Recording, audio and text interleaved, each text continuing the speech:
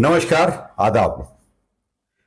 RTV news में आपका स्वागत है। मैं हूं अशरफ करीम। इन दिनों जो संभल का मामला है सॉरी वो चर्चा में है। ऐसे सोशल मीडिया पर हर दिन उस पर कुछ ना कुछ बात होती रहती है। मेरे जहन में यह बात तब आई जब दुष्यंत दवे साहब करण थापर के इंटरव्यू में रो पड़े और वजह भी बताई उन्होंने कि वो क्यों रोए। कानूनी पेच है इसमें। हालांकि प्रशांत भूषण साहब ने कहा कि ये तो वो मामला है जिसे कोर्ट को एडमिट ही नहीं करना चाहिए, यानी वो तो रिजेक्ट हो जाना चाहिए था। तो क्या कानूनी पेचीदगियां हैं इसमें, ये जानने के लिए आज हम आए हैं जनाब फरीद खान साहब से मुलाकात करने, जो कि सीनियर लॉयर हैं मुंबई कोर्ट में। उनसे जानेंगे। फरीद साहब, बहुत बहुत खुश आमदीद, स्वागत है आपका। अशरफ साहब, आप किस तरह से देखते हैं इसको? मुझे लगता है कि जैसे आम हिंदुस्तानी जो अपने मुल्क से मोहब्बत करता है, जो इस मुल्क के फलाह ग्रोथ के लिए, तरक्की के लिए दुआ करता है, वो इन हादसों से और इन किस्म के जो इंसिडेंट्स होते हैं उससे बहुत हाथाहाथ होता है। क्योंकि बात सिर्फ यही नहीं है कि कुछ लोग मर गए, शहीद हो गए या मार दिए गए, लेकिन बात यह है कि जो हमारा मुल्क है, जिसका एक कैरेक्टर है, एक यूनिक कैरेक्टर है वर्ल्ड में, वो ये है कि हमारा मुल्क हिंदुस्तान अपनी टॉलरेंस के लिए, अपनी प्रोग्रेसिव अप्रोच के लिए, अपनी डेमोक्रेसी के लिए पूरी दुनिया में पहचाना जाता है। उसकी एक छाप है। जब इस किस्म के इंसिडेंट होते हैं तो यकीनन बहुत सी माओं के बच्चे इनसे छिन जाते हैं, लेकिन जिस भारत माता, जिस मुल्क को हम अपनी भारत माता कहते हैं, उसके भी दामन पे कहीं ना कहीं बहुत बड़ा दाग लगता है। ये बहुत अफसोस की बात है। ये बहुत गलत है बात। दूसरी बात यह है कि पोस्ट कोरोना, मैं इसको दूसरे तरीके से देखता हूं, पूरी दुनिया में एक तरह का रिसेशन है।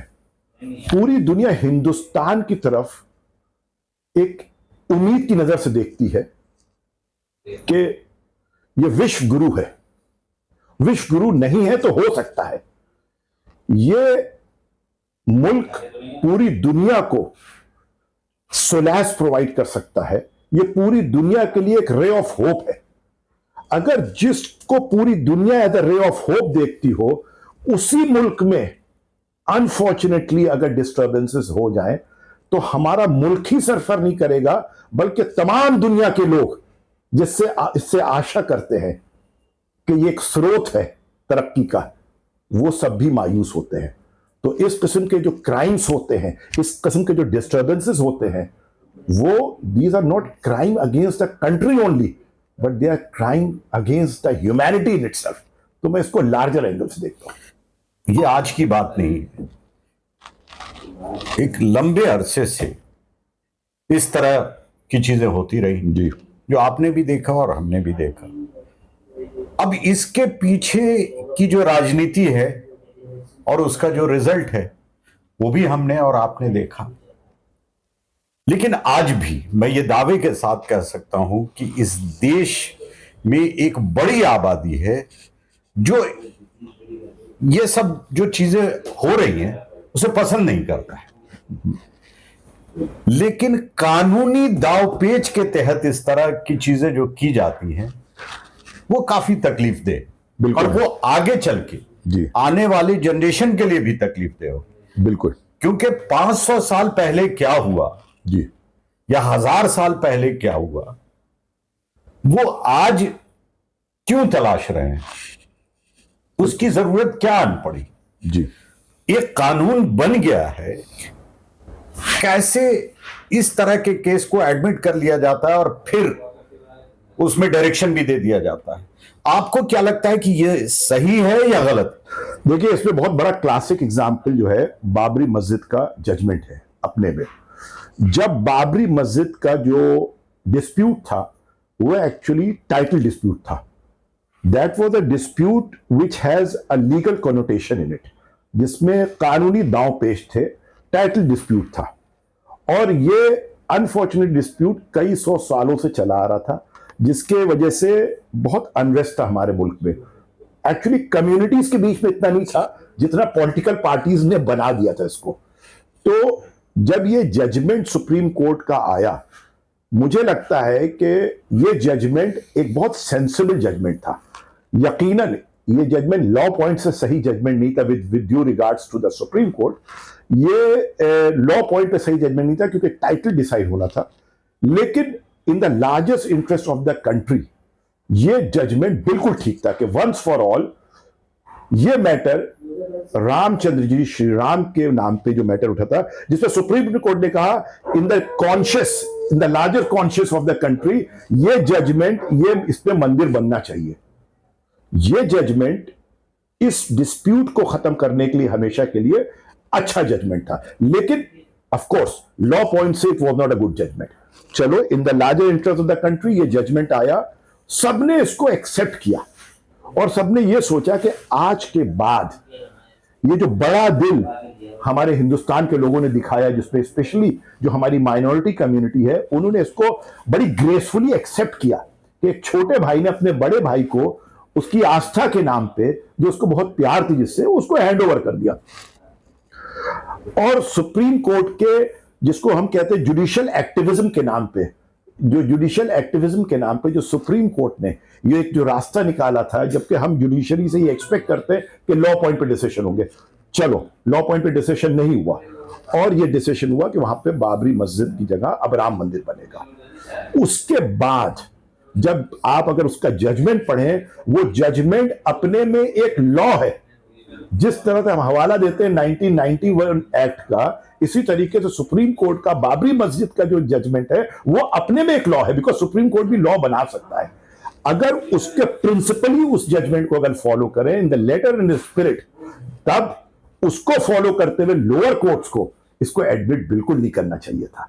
बिकॉज अब कहीं ना कहीं उन्हीं डिस्प्यूट्स को, उन्हीं रिग्रेसिव थॉट्स को, उन्हीं मर्डर ऑफ द कॉन्स्टिट्यूशन को, उन्हीं जो पीसफुल को एग्जिस्टेंस ऑफ द ह्यूमैनिटी है, जो हमारे मुल्क की पहचान है, उसका कहीं ना कहीं मर्डर हो रहा है. कुछ वकील ये कहते हैं कि हम में पर लीगल रिकोर्स है, हम कोर्ट जा सकते हैं. आप कोर्ट जाइए, मुल्क को जोड़ने के लिए जाइए, मुल्क को तोड़ने के लिए थोड़ी जाइए. आपने बहुत सही बात कही कि बाबरी मस्जिद का जो मामला था उसमें दोनों पक्ष ने यही कहा था कि अदालत से जो फैसला आ जाएगा हमें मंजूर. बेशक. और आपने बता दिया कि वो एक नजीर है जी, वंस फॉर ऑल ये खत्म किया जाए. फिर ये सवाल उठता है कि इस तरह के मामले जब जाते हैं तो वो कौन सी बुनियाद है जिस बुनियाद पर इस तरह के केस एडमिट किए जाते हैं और डायरेक्शन दिया जाता है. देखिए, सबसे पहले तो जो आप कह रहे हैं बुनियाद क्या है जी, तो बुनियाद सबसे बड़ी जो इसमें बुनियाद होती है, जो हमें समझना पड़ेगा, जिसको हम कहते हैं राइट, इसको कवरेज देते हैं राइट का, ये बुनियाद है, ये एक कॉन्स्पिरेसीज की एक बुनियाद है. वो ताकतें जो इस मुल्क की ग्रोथ नहीं देखना चाहते हैं, इस मुल्क को कंफ्यूज करना चाहते हैं, उस मुल्क के लीगल सिस्टम के साथ प्ले करना चाहते हैं, और वो नहीं चाहते कि ये हमारा मुल्क विश्व गुरु बने, वो इसकी बुनियाद है, नंबर 1. दूसरी चीज ये कि ये सही है या गलत है. यकीनन ये बिल्कुल गलत है. किसी को भी जब ये वंस फॉर ऑल डिसाइड हो चुका है, हमारा मुल्क एक नजीर बन चुका है दुनिया के सामने के, तरह तरह के मजहब के लोग यहां पीसफुली रहते हैं, अमन से रहते हैं, अपने रिलीजन को प्रैक्टिस करते हैं, प्रोपगेट करते हैं. तो जब इतना सैलिएंट फीचर हमारे मुल्क का बन चुका है, तो ऐसे सैलिएंट फीचर को जो खत्म करने वाले लोग हैं, ऐसे जो शैतानी बुद्धि के लोग हैं, ऐसे लोग जो मुल्क की तरक्की नहीं देखना चाहते, ऐसे लोग जो मुद्दों से भड़काना चाहते हैं, यकीनन उनको पॉलिटिकल कवर है, उनको पॉलिटिकल सपोर्ट है. क्योंकि कुछ पार्टीज पॉलिटिक्स में रहने की वजह से, सत्ता में रहने की वजह से, देश के धरोहर पे, देश की तमाम जो प्रॉपर्टीज हैं, देश की तमाम जो रिसोर्सेस हैं, उस पर काबिज होने के लिए, मोनोपोलिस्टिक एटीट्यूड बनाने के लिए वो ऐसी ताकतों को जो है वो पीछे से सपोर्ट देती हैं। और अनफॉर्चुनेटली हो क्या रहा है साहब के, आपको मालूम हम जज को योर ऑनर क्यों कहते हैं? उसको हम ऑनर देते हैं। उसको एक दुनिया में किसी को भी ऑनर, योर ऑनर नहीं कहा जाता एक्सेप्ट जजेस। जब मुल्क के ऑनर को बचाने के लिए जब आप अपने योर ऑनर कह के ऑनर के पास जाते हैं, तो मुझे लगता है कि ये पैरामाउंट ड्यूटी हो जाती है जजेस की कि ऐसे केसेस में they should think, they should apply their mind, they should see the reason behind these type of litigations. Just for the heck of following the law point, giving the judgements abruptly, ये जो है law का purpose नहीं है। These are not the purpose which has to be served by the law. ऐसी चीजों को जजेस को बहुत केयरफुली थिंक करके, पीछे हट के, सोच के, माइंड अप्लाई करके, कंट्री के मिजाज को समझते हुए, कंट्री इसके रिपरकेशंस क्या होंगे, इसके रिपल इफेक्ट्स आगे क्या होंगे, मुल्क को कितना ये हैम्पर करेंगे, ये सब चीजें देखते हुए ये जजमेंट देनी चाहिए। इसमें जल्दबाजी नहीं करना चाहिए। दो पार्टी फैसला कराने के लिए कोर्ट जाती है और जज साहब फैसला करने, जज साहब का रिलीजन चाहे जो भी हो, जिस वक्त वो कुर्सी पर बैठे हैं उनका जो धर्म है वो फैसला करने का है, उस धर्म को निभाना है। लेकिन पिछले कुछ दिनों से ऐसा लग रहा है, मुझे नहीं, जो बड़े सीनियर लॉयर्स हैं जो सोशल मीडिया में बातें कर रहे हैं, कि वो भी पार्टी बनते जा रहे हैं इसके। ये जिस तरह के डायरेक्शन या फैसले आ रहे हैं उससे ये आभास होता है कि वो पार्टी बनते जा रहे हैं। क्या आप ऐसा महसूस करते हैं? देखिए, मैं इस किस्म का ब्लैंकेट स्टेटमेंट नहीं दे सकता, बिकॉज मैं एक लॉयर हूं। I have got a high regards and high respect for the judiciary. Judiciary as such तो पार्टीज की नहीं बन रही है, लेकिन हो सकता है, हम सब जजेस भी ह्यूमन बींग्स हैं, हो सकता है कुछ जजेस, कुछ उन पोजीशंस पे बैठे हुए जजेस, वो they are swayed away by some other factors like emotional factor, religious factor, political factor या पोस्ट रिटायरमेंट बेनिफिट फैक्टर, जो दिखने को मिला पिछले कुछ दिनों में। ये भी हो सकता है। हाँ भाई देखिए, जग जाहिर है, ये कोई ऐसी बात तो नहीं है। मैं एलिगेशन ये हम आप नहीं कह रहे हैं, वो तो दिख रहा है। जग जाहिर है, ये ऐसे एलिगेशन में नहीं लगा रहा हूं, but this is what is happening. ठीक है, लेकिन जुडिशरी जो है वो जो है, it's a custodian of a constitution, it is a custodian of our democracy. आज हमारे जितने भी राइट्स हैं वो सिर्फ पेपर में ही रह जाते अगर जुडिशियल सिस्टम ना होता, अगर ये कोर्ट्स नहीं होते, अगर उनको प्रोटेक्ट करने वाले वो लोग नहीं होते, आपको रिलीफ देने वाले नहीं थे। और देखिए, सबसे इंटरेस्टिंग बात ये है, आज हम लोग ये बात कहते हैं कि बॉटलनेक्स हमारे एक सूट फाइल अगर होता है, केस फाइल होता है, वो सालों चलता है। यानी मैटर है एक घर का, वो सालों चलता है। एविडेंसेस पे मैटर्स काफी दिन चल जाता है, रिलीफ मिलने में काफी लोग बुढ़े हो जाते हैं, मर जाते हैं, लेकिन फैसले नहीं आते। लेकिन इन किस्म के जो सेंसिटिव इश्यूज हैं, जो हमारे मुल्क की अखंडता, हमारी मुल्क की प्रोस्पेरिटी, हमारे मुल्क की यूनिकनेस को अफेक्ट कर सकते हैं, उसमें हम 2 घंटे में फैसले कर देते हैं। ये कैसे पॉसिबल है? ये कैसे पॉसिबल है? एक आम आदमी को भी अगर एक जिम्मेदारी दी जाती है, एक अक्सर हम लोग देखते हैं जब कुछ सामान लेने जाते हैं, तराजू होता है, तराजू पे तौलता है, वो भी बहुत देर तक के तराजू को हाथ में लिए रहता है कि सही तौल रहा है कि नहीं तौल रहा है। आधा किलो तौलने के लिए भी वो कुछ सेकंड और कुछ मिनट्स लगाता है। लेकिन आजकल क्या हो रहा है, ऐसे जलाई मुद्दे, ऐसे मुद्दे जो इंस्टिगेट करते हैं, अनरेस्ट क्रिएट कर सकते हैं, अनफॉर्चुनेटली वो जो है matter all of a sudden decide कर देते हैं। पुलिस भी रेडी हो जाती है, सब कमिश्नर भी रेडी हो गया, वकील साहब भी जा रहे हैं। ये कुछ, I think there is something fishy in it. Of course fishy है। आपने तराजू का एग्जांपल दिया, हमने कई बार देखा है कि यकीन तो तराजू पे है, लेकिन जो जिसके हाथ में तराजू है वो डंडी भी मार देता है। वो बचपन में आपने भी सुना होगा, तो हाँ, तो वो डंडी मार देना। लेकिन मैं ये कह रहा हूं कि आपने कहा कि they are custodian of constitution, जो लॉ, जैसे अभी ये संभल वाले मस्जिद का मामला ले लें, 500 साल पहले, 1000 साल पहले क्या हुआ, क्या लगता है कि उसे देखने की जरूरत है? एक कानून बन गया कि साहब 1947 में जो था वही रहेगा, उससे पहले जो भी रहा, तो ये जांचने के लिए कि इससे पहले क्या था, अगर मिल गया कि हाँ भाई ये कुछ और था, तो क्या होगा फिर? कानून में कोई प्रावधान है ऐसा? देखिए, जो या सिर्फ इशू बनाना है इसको? देखिए, जिस सेक्शन, अगर आप लेटर एंड स्प्लिट कानून का देखना चाहते हैं, हाँ। तो उसके हिसाब से जो 1991 का हाँ। जो लॉ है, जो स्टैट्यूट है, जो हाँ। एक्ट है, हाँ। उसके हिसाब से कुछ भी नहीं हो सकता, उसका कैरेक्टर चेंज नहीं किया जा सकता। पहली बात तो ये, अगर आप लॉ को मानते हैं और लॉ एस्टैब्लिश्ड लॉ को मानते हैं, तो आप सर्वे करा के क्या मालूम करना चाहते हैं? सर्वे करा के आप यही मालूम करना चाहते हैं कि उसमें क्या कुछ ऐसे वो चीजें मिल रही हैं जो ये बताती हो कि मंदिर तोड़ के मस्जिद बनाए गए थे, या मस्जिद तोड़ के मंदिर बनाई गई थी, या दरगाह बनाई थी। यही तो आप सर्वे कर रहे हैं। अब आपने सर्वे में सपोज करिए आपको एक जाली मिल गई जिसमें स्वास्तिक का निशान है जी। अब आप वो कंक्लूसिव एविडेंस या प्रूफ तो नहीं है कि वो मंदिर था, उसको तोड़ा गया है। पहले जमाने में देखिए क्या होता था कि बिल्डिंग मटेरियल इतनी इजीली अवेलेबल नहीं होते थे। आपने याद होगा बचपन में आप देखो कबाड़ियों के ऐसे सामान आ जाते थे, पुराने फर्नीचर आ जाते थे।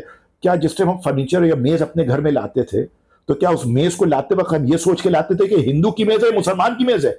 हम तो मेज खरीद के लाते थे। इसी तरीके से जब पहले कंस्ट्रक्शन होते थे, तो जालियां हो या बहुत से ऐसे चिन्ह हो या ऐसे ब्रिक्स हो, वो लगा दी जाती थी। अब अगर वो लग गई और 500 साल बाद, 300 साल बाद आपको एकदम से शरारत सूझ गई, एकदम से आपके अंदर जो है एक पॉलिटिकल डेविल आपके अंदर आ गया, और आप एक्चुअली दुश्मनी कर रहे हैं अपने मुल्क के साथ, इन किस्म की किताबों का हवाला देके, इन किस्म के एविडेंसेस और सर्वेस का हवाला देके आप इस मुल्क में यूनिवर्सिटी बनाने का टाइम है। आप बहुत नालंदा की बात करते हैं, एक दूसरी बड़ी नालंदा बनाइए ना। तो बिल्कुल साफ जाहिर हो रहा है कि इसमें क्या था क्या नहीं था ये जानना कम है, बल्कि इसे एक मुद्दा बनाना है। इस मुद्दे से जो डिवीजन है वो घातक है, वो नुकसानदेह है। ये बात तो आप भी कह रहे हो, सभी यही कह रहे हैं। अशरफ साहब, मैं एक बड़ी इंटरेस्टिंग चीज बताने जा रहा हूं आपके माध्यम से आपके ऑडियंस को, अपने ऑडियंस को। वो ये है, ये मुल्क, हमारा कंट्री इस टाइम एक अप्रोच पे चल रहा है, वो है मोनोपोलिस्टिक अप्रोच। इस हमारी कंट्री को एडमिनिस्टर करने के लिए, इसके इकोनॉमिक बेनिफिट उठाने के लिए, we have divided this democracy into 3 parts. एक वो लोग हैं जो सत्ता में हैं, जो राजा है, जो सारे रिसोर्सेस पे काबिज हैं, जो सारे रिसोर्सेस को मोनोपोली क्रिएट करना चाहते हैं, मोनोपोलाइज करना चाहते हैं। और दूसरे वो लोग हैं सेकेंड डेमोक्रेसी में, हमारे वो लोग हैं जो उनको सपोर्ट देते हैं, जो इनके इस मंसूबे को बनाने में, मेंटेन करने सपोर्ट। और बाकी 80% लोग वो हैं जिनको आप 2 वक्त का खाना देते हैं। उनको खाना चुपचाप वो खाते रहे, वो किसी तरीके से आपसे सवाल ना पूछे। उनके लिए कुछ आपने खिलौने डाल देते हैं खाने के बाद, और वो खिलौने क्या होते हैं?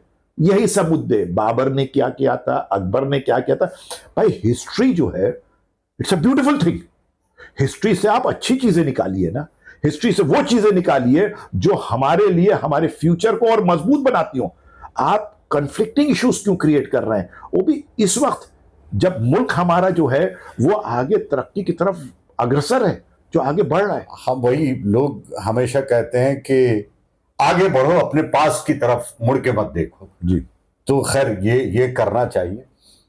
कंक्लूड करते हैं। जो मैं जानना चाह रहा था आपसे कि ये जो मामला है, ये तो अब उठ चुका, ये तो डायरेक्शन दे दिया गया कि जांच कराई जाए, और उसके बाद ये हुआ कि अगर यहां बंद हो जाएगा तो और भी दूसरे दरवाजे खोलने की बात हो रही है कि फिर ज्ञानवापी है, फिर अजमेर दरगाह है, और पता नहीं जितनी भी मस्जिद हैं, वर्शिप प्लेसेस हैं, उसको लिस्ट में लाया जाएगा जो पुराने। यहां पर अब क्या लगता है कि अगर गलती हो गई है, गुंजाइश है सुधार की इसमें? बिल्कुल है, बिल्कुल है। मैं बड़ा ऑप्टिमिस्टिक हूं, क्योंकि मैंने पास्ट में हम सब ने ऐसी बहुत सी चीजें देखी हैं, आज़ादी से पहले, आज़ादी के बाद भी ऐसे अनरेस्ट, ऐसी चीजें हमने बहुत देखी हैं। और उसमें कभी कभी इमरजेंसी का भी लोग जिक्र करते हैं, जो कि आप सबको याद होगा, हम सबको याद है।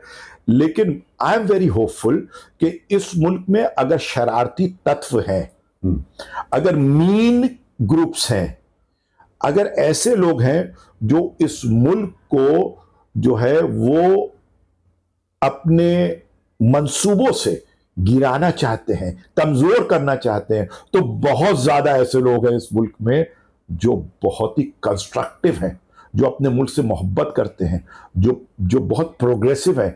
अभी आप देख लीजिए ना, सुप्रीम कोर्ट का कितना जबरदस्त जजमेंट आया है कि उन्होंने इसी केस में कह दिया आप हाई कोर्ट के पास चले जाइए। उन्होंने कह दिया ये लोअर कोर्ट अब नहीं सुनेगा, आप हाई कोर्ट के पास चले जाइए। तो मुझे पूरी उम्मीद है कि Supreme Court, High Courts and other lower courts, the right sense हमेशा प्रिवेल करेगा। Good judgements will always flow from our democracy. I am very sure we are in to a beautiful country with the brains of people, with a very positive looking people. और हिंदू मुस्लिम जो है ना, sir Syed Ahmad Khan का 2 आंखें यार, ये खूबसूरत आंखें, तुम थोड़ी देर के लिए तो तकलीफ दे सकते हो, लेकिन हमेशा के लिए अंधा नहीं कर सकते हो जी। कि ये जो भी कुछ हो रहा है वो जल्द से जल्द खत्म हो और इस पे राजनीति ना की जाए। बिल्कुल नहीं। हाँ, बहुत बहुत शुक्रिया हमसे बातचीत बहुत बहुत करने के लिए। शुक्रिया।